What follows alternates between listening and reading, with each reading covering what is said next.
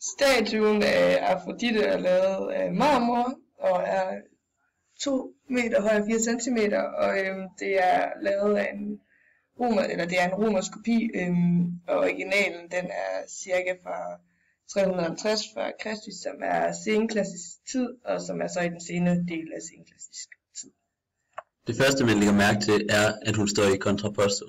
Det betyder, at der bliver lavet et omvendt S i hendes krop, og hoften er skudt tilbage, så vægten ligger på det bagerste ben, og torso forlænges i den ene side, og torso forkortes i den anden side.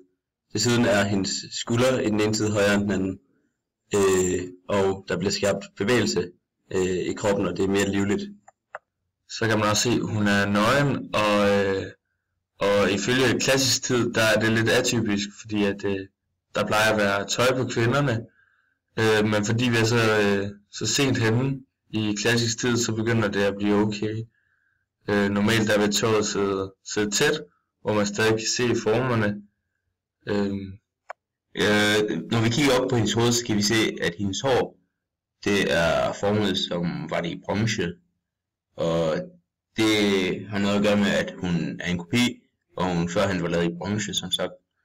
Og det vi også ser er, at hun har et bånd, som de også har i arkaisk tid, og også i klassisk tid. Hun står ved siden af en vase for at støtte hende, så hun ikke knækker, fordi hun er lavet af marmor, og derfor er hun meget tung og knækker let. Og så kan man også se, at ud fra vasen, der er der sådan en støttefirkant, som går ind på hendes hofte.